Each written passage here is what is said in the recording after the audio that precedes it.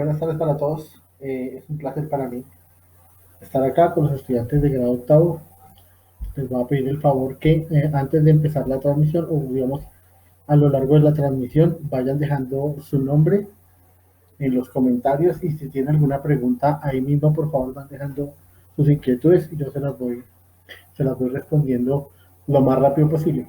Vamos a ver un tema que hemos dejado como visto ahí en el colegio. Vamos a retomar ahí para luego empezar con los temas ya que hemos estado desarrollando en las guías que les hemos enviado pues, a través de diferentes medios y las que se llaman en el colegio. Hoy vamos a ver muy rápidamente un tema que se llama el Renacimiento.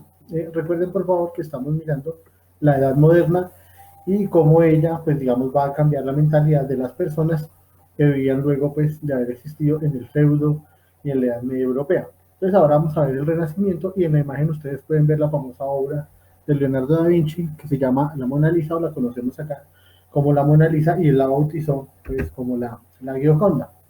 Recuerden que pues el feudalismo ya era ¿cómo se llama? Un movimiento, un proceso, una etapa de la historia que ya estaba culminada a finales, digamos, del siglo XV y a comienzos del siglo XVI, y, digamos, el feudalismo está ya pues, como en las últimas, pues, de su existencia, porque ahora va a entrar una etapa que se llama la Edad Moderna, pero el fin del feudalismo, pues digamos que tiene como varias causas y varios antecedentes, y el primero de ellos es el descubrimiento de América por Colón en 1492. De esto también hablábamos el otro día, recuerden en clase, eh, sobre la cuestión de Colón y pues los viajes de Colón y cómo antes de Colón existieron los vikingos y otros navegantes que estuvieron en América, pero digamos que Colón fue el que se hizo más famoso con esto y entonces digamos Colón le abre una puerta a un montón de navegantes de Portugal, de España, de Francia, de Holanda, de Inglaterra, que van a empezar a hacer viajes alrededor del mundo, más allá pues digamos de las fronteras marinas de sus países y eh, van a llegar a América, van a llegar a África, van a llegar a Asia, y en América especialmente pues van a encontrar oro, plata, etcétera, y eso va a ser, digamos, un catalizador, un acelerador de un cambio en la sociedad feudal. Por el lado religioso, pues en Alemania, eso también lo alcanzamos a ver antes de salir a esta cuarentena. Recuerden cuando vimos lo del protestantismo, recuerden cuando vimos lo de Lutero, lo de los luteranos, los cuáqueros, vimos todas estas cosas, vimos la película Las Brujas de Salem y vimos cómo pues hay un cambio en la mentalidad, ¿no? El protestantismo eh, le permitía a su creyente hacer un examen como más de conciencia de la Biblia, digamos, de la forma de actuar frente al mundo, etcétera, etcétera. Y eso permitió un poco más de movilidad, permitió que la gente fuera un poco más osada, porque pues que ya vimos, pero pues quiero recordarles que el protestantismo hablaba sobre el perdón, sobre el arrepentimiento, que eran, digamos, como las bases de la salvación, la fe. Entonces la gente empezó a actuar más en conciencia con eso y, digamos, se fue despojando mucho de la mentalidad y del miedo en el que se vivía un poco, pues, en la Edad Media. El desarrollo de ese capitalismo en Europa, pues, digamos,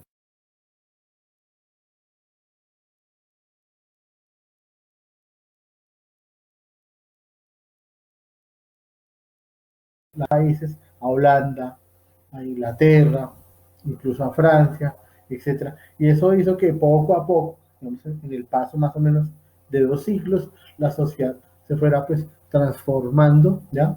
Hubo más dinero, se liberalizó mucho más la población, la iglesia perdió poder y pues digamos había una actitud social completamente pues diferente, ya la gente se reunía libremente, hombres y mujeres, a cantar, a bailar, a expresarse, etcétera, y digamos, esa nueva mentalidad europea pues iba a ser completamente diferente, digamos ya, se iba a reflejar en las artes. ¿Cuál es la cuna del Renacimiento? La cuna del Renacimiento pues es Italia. Ustedes pueden ver aquí en el mapa la península itálica y los renacimientos pues más importantes pues primero van a ser Florencia, Milán, Génova, después Roma, etcétera, y con el paso del tiempo digamos se van a dar ustedes cuenta que digamos como que Italia iba a ser el centro del Renacimiento, porque si ustedes miran la ubicación geográfica, Italia está en un punto muy cercano a África, está en un punto muy cercano a Grecia y en general a todo el Mediterráneo, que es una ruta de paso de comercio en muchas partes del mundo, de China, de la India, de África, y entonces digamos que poco a poco se va a empezar a mirar cómo hay una serie de, digamos, de aportes culturales de diferentes pueblos que van a enriquecer, digamos, la mentalidad cultural de los italianos y van a recibir un montón de información y todo esto va a hacer que haya un cambio en esa mentalidad y en esa manera de pensar, pues digamos, de los italianos. En este mapa conceptual ustedes pueden ver que digamos, el Renacimiento fue un movimiento artístico y cultural en Europa, eso es muy importante, solo fue en Europa, que apareció entre los siglos pues, 14 y 15. En la literatura, pues digamos lo que se buscaba era imitar el modelo clásico de los griegos, por eso se llama Renacimiento, era renacer esa época de los griegos, de los romanos, pero especialmente de los griegos, donde había tantas expresiones culturales en el arte, en el teatro, en la pintura, en la escultura, etcétera, buscando qué equilibrio, armonía, perdón, belleza, etcétera, etcétera, etcétera. Entonces el Renacimiento tiene como su cuna Italia, especialmente la ciudad de Florencia, luego va a ser Roma, y sus características son, ahí está el antropocentrismo, que es el antropocentrismo, es buscar que sea el hombre, el ser humano, el centro, digamos, del desarrollo del arte. Antropos es hombre en griego, y entonces los seres humanos comenzaron a dejar un poco de lado la visión de Dios, la visión de que todo debía hacerse, digamos, pensando en Dios, sino ya pensando en el hombre, empezaron a hacer la, la, la, la búsqueda del, digamos, del conocimiento, ¿cierto? La admiración, repito, por la cultura grecolatina, es decir, Grecia-Roma, lo que les acabo de decir, la valoración de la vida terrenal. Recuerden lo que hablábamos un poco, que en la Edad Media, pues, el que se portaba mal, el que hacía las cosas mal, pues, digamos, le esperaba una vida eterna de sufrimiento, el infierno, etcétera. Pero ahora lo que se les dice es que busquen la felicidad acá, pues, en la tierra, y eso permitió, digamos, una serie de manifestaciones artísticas muy importantes. En este otro cuadro, que creo que pasamos a escribirlo en el cuaderno, en el colegio ustedes pueden mirar la misma cronología del siglo XIV al siglo XV y el siglo XIV, el desarrollo de la burguesía, que es una nueva una clase social que tiene dinero porque no tiene poder, y luego en diferentes revoluciones a lo largo de los siglos lo va a buscar, va a haber muchos avances tecnológicos gracias a esta nueva visión del mundo, y pues con los avances tecnológicos, pues también viene pues, la cuestión de lo artístico. Entonces miren ustedes acá el techo de la capilla Sixtina en Roma, la obra de Miguel Ángel, pues Italia, repito, iba a ser, digamos, como la cuna del Renacimiento, y que el Renacimiento se diera ya, iba a ser prácticamente una cosa natural, que se diera precisamente pues ese fenómeno. ¿Sí? La primera etapa del Renacimiento, por favor, se llama el 480. Esto se los pregunté en la evaluación del primer periodo y toma su nombre debido a que se dio en el año 1400, digamos en el siglo 1400, que es el siglo XV, pero digamos sus años son 1400 y es un renacimiento pues italiano 100%, y aquí en las obras ya desaparece el anonimato. Los autores comienzan a firmar con sus propios nombres o, digamos, con un seudónimo, al menos que la gente los haga, que haga para la gente ser atractivo el nombre y sea conocido. Este cuadro se llama La entrega de las llaves de Perugino. Eh, Nace la figura del maestro. El maestro, el oficial y el aprendiz. Habían universidades, de hecho las universidades son un poco más viejas que esto, pero aquí se trata de aprender un oficio. Entonces había de culturas, gente que hacía un montón pues, de cosas, ¿sí? Pero la idea era llegar a ser un maestro en eso. Entonces el maestro era el que llevaba mucho tiempo trabajando sobre algo y normalmente hacía lo que llamaban una obra maestra. Aquí vemos nosotros al maestro con el aprendiz. El oficial era una persona que ya había adquirido alguna destreza y el aprendiz era el muchacho que estaba empezando, que quería imitarlo, que digamos le hacía los trabajos pequeños, los mandados y ese tipo de cosas, pero que con el paso del tiempo se iba a convertir él también en un gran maestro. Una de las características del Renacimiento va a ser en las pinturas, en las esculturas, la figura humana va a aparecer desnuda, cosa impensable en la Edad Media. En la antigua, sí, ustedes vieron, digamos, las esculturas de mano, los griegos, desaparecían los seres humanos desnudos. Acá en el Renacimiento se retoma eso y este cuadro, por ejemplo, de Botticelli, de Sandro Botticelli, que es el nacimiento de Venus, muestra a la mujer desnuda sin cubrirse, noten ustedes, su pecho ni su pubis, sino aparece así completamente desnuda, pues saliendo de una concha. Entonces la figura humana desnuda ocupa, noten ustedes, pues todo el centro de la obra. Eh, los mecenas van a ser una pieza fundamental en el Renacimiento. ¿Quiénes eran los mecenas?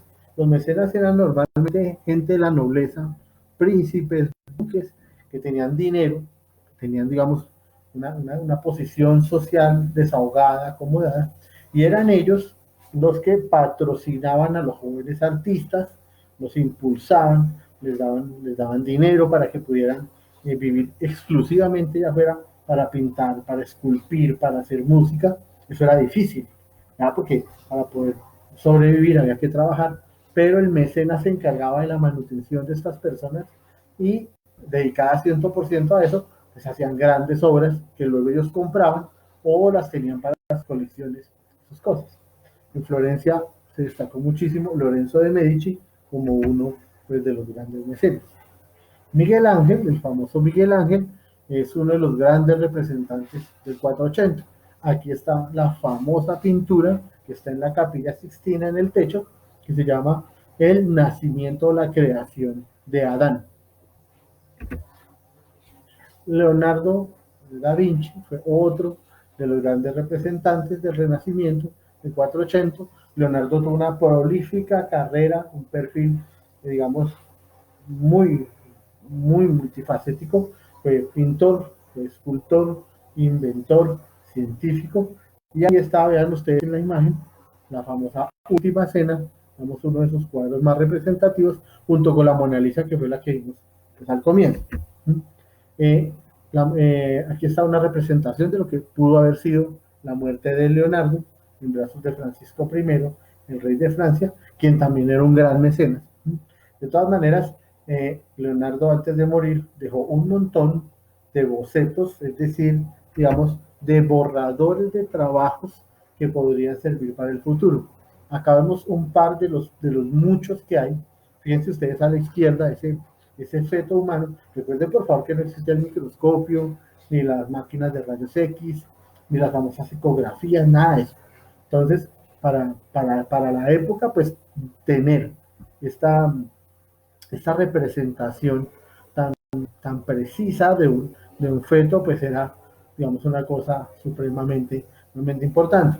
A la derecha, Leonardo alcanzó a diseñar algo parecido a un helicóptero, lo llamaba el tornillo aéreo, y pues fíjense ustedes que tiene, ¿verdad?, mucha similitud con un helicóptero moderno. Ni hablar de la famosa máquina voladora, que si ustedes miran, pues está el boceto de la representación y más arriba de cómo debía acomodarse el cuerpo para manejarlo. Entonces, lo que él pensaba era que con esta máquina se podía volar y realmente no estaba tan lejos. Lo que pasa es que Leonardo, pues en el siglo XV, no poseía la tecnología para que estas máquinas pudieran desarrollarse. Solo hasta el siglo XX muchos de sus principios se van a poder desarrollar. Aquí está este cuadro que nosotros vimos en el colegio, la separación del 480 y del 580, ¿ven ustedes? Y las características, digamos, de cada uno. Si alguno de ustedes acaba de llegar, yo les agradezco mucho. Por favor, en los comentarios, pues vayan, digamos, poniendo primero que todo su nombre y, y segundo, pues si tienen alguna pregunta que hacer, yo pues con el paso digamos, de las horitas aquí, poco a poco les voy como respondiendo las preguntas. Entonces, digamos, esta es una especie como digamos, cuadro del mapa conceptual con las características del Renacimiento. Eso ustedes ya lo tienen en el cuaderno, pero es que yo quería que retomáramos un poco lo que ya hemos visto.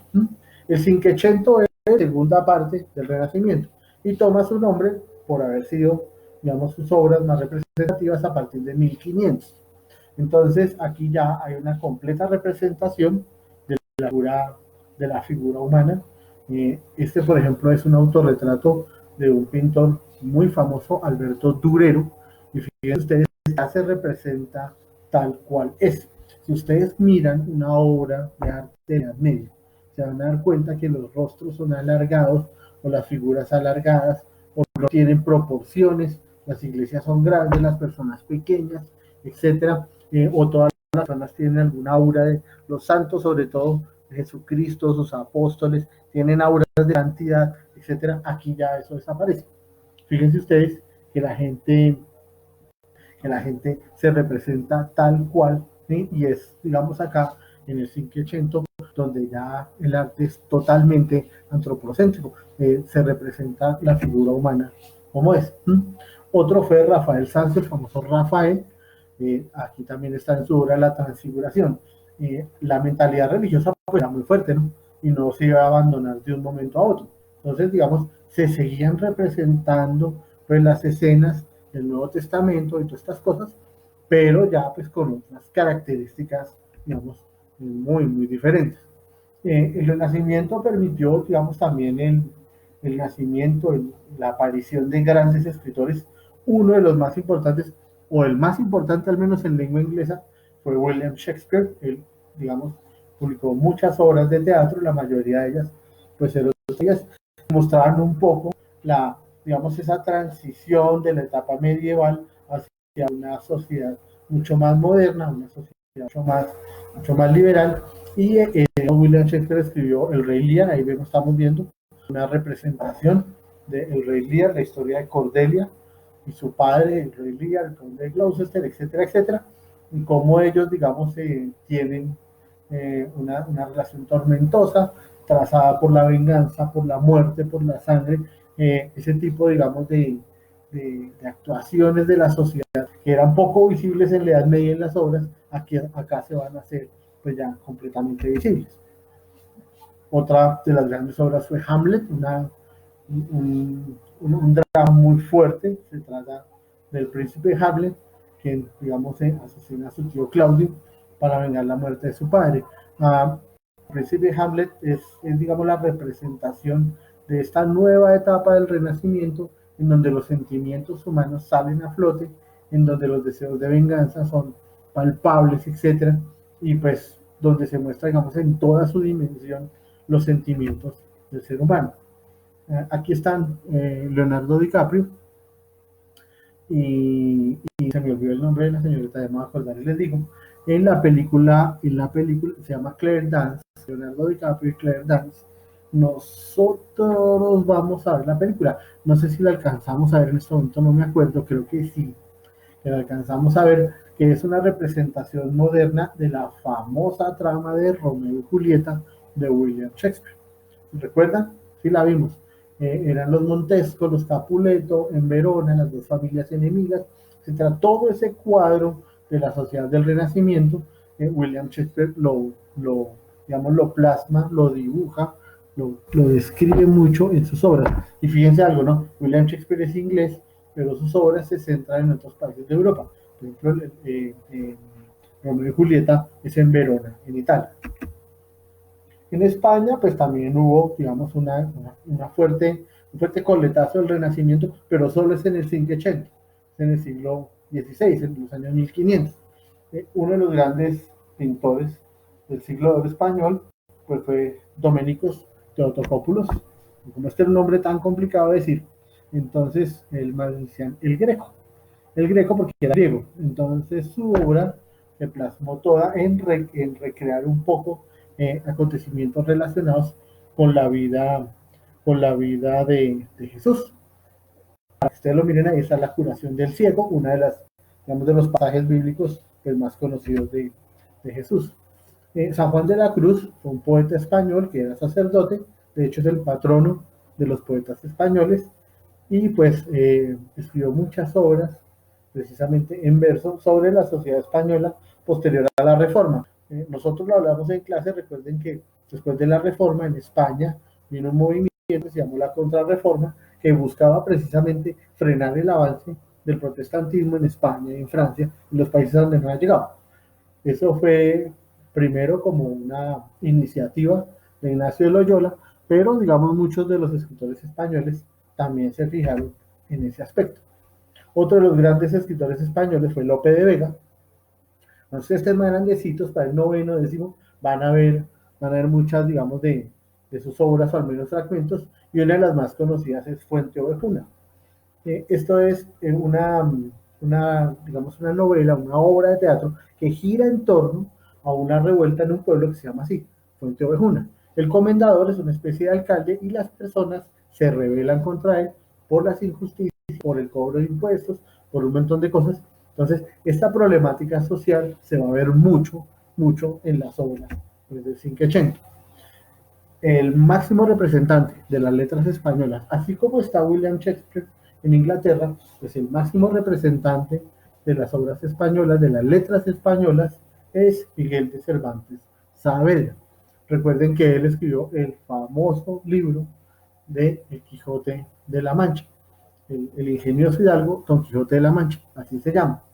Eh, Miguel de Cervantes Saavedra pues, vivió en el interregno entre el siglo XV, perdón, entre el siglo XVI y el siglo XVII. Él participó como infante en una batalla, la última batalla de galeras. Recuerden que las galeras eran esos barcos enormes movidos por remos. La última batalla de galeras fue la batalla de Lepanto en 1577 y en esta batalla él quedó inutilizado de su mano izquierda. Le apodaron el manco, pero no había perdido la mano, sino que le quedó inutilizada. Y él, digamos, con esto pues terminó su vida militar, regresó a su casa y con una pequeña pensión que recibía, pues comenzó a desarrollar su obra literaria. Su más importante obra, pues, le repito, es el ingenioso Hidalgo, Don Quijote de la Mancha, la escribió en 1605 y pues es una sátira de las novelas de caballería que estaban tan de moda. Recuerden que las novelas de caballería eran muy propias de la Edad Media, los caballeros, las armaduras, el honor, las damas, los torneos, las justas, todo eso habla de las novelas de caballería y lo que hace Miguel de Cervantes Saavedra es hacer una sátira de estas obras, precisamente. Eh, la obra pues se ha traducido a muchísimos idiomas, a muchísimas digamos, partes del mundo, a la cultura se ha adaptado y él se ha hecho muy famoso. Pues por eso, entonces digamos, los grandes expositores de las letras españolas de esa época del Renacimiento, Cervantes, Lope de Vega, etcétera, etcétera, pues para una muestra de, digamos, del alcance del Renacimiento, no solo en Italia, sino en España, en Inglaterra y en otras partes.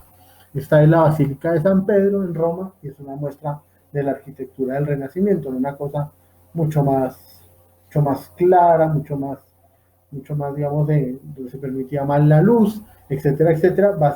El cambio va a ser en todos los niveles, no solo en la escultura, no solo en la pintura, sino pues también en la arquitectura. En la escultura, digamos, está la famosa obra de Miguel Ángel que se llama David. Recuerden que David, un joven rey de Israel que ascendió al trono después de vencer a Goliat y de ver cómo el rey Saúl moría, etc. Entonces David se hizo con la corona y fue rey de Israel. Es uno de los más representativos, digamos, líderes del pueblo de Israel en la antigüedad. Y acá Miguel Ángel lo representa, fíjense ustedes, al estilo renacentista, desnudo, etcétera, y no como en las representaciones, digamos, tradicionales, vestido con túnicas y ese tipo de cosas. En conclusión, estimados señores y señoritas, el Renacimiento fue un movimiento artístico, cultural, literario, que permitió un cambio en la manera, digamos, en el pensamiento cotidiano de la gente de Italia, de Europa, primero Italia y pues luego un poco después en Europa, lo liberó de esa presión sobre que existía en el ser humano, sobre el temor de que me depara la otra vida, si será buena, si será mala, si tendré un castigo, si fui bueno, si fui malo, etcétera, etcétera. en el renacimiento del hombre vive pensando más en sí mismo, ¿sí? Este cuadro que estamos viendo de esta pareja era impensable 200 o 300 años antes. Entonces hay una preocupación por el ser humano, porque viva más el mundo terrenal que el mundo espiritual, que viva más esta vida y no otra posible vida, y pues deja de lado esa angustia de la existencia, pues que Dios le controla. Espero que esta pequeña sesión haya sido de su completo agrado. Les pido nuevamente a los que están llegando a la transmisión que después del video, bueno, después de ver el video, por favor dejen sus comentarios en la caja de los comentarios, y además, si usted no lo pudo ver hoy, le informaron en las publicaciones ahí en Facebook, ahí van a entrar digamos, el video para que lo mire, o si tiene acceso a YouTube, ya existe un canal, usted puede encontrar la dirección ahí en mi perfil de Facebook, un canal que se llama Socializando. Todos los videos que se suban a Facebook relacionados con la clase, usted los va a poder ver pues en este momento. Yo les agradezco muchísimo que hayan asistido, y mañana les estaré avisando a qué hora nos para nuestra siguiente clase, que va a serles de mucha ayuda para hacer los talleres que tienen en la. Muchas gracias por su paciencia y nos vemos mañana.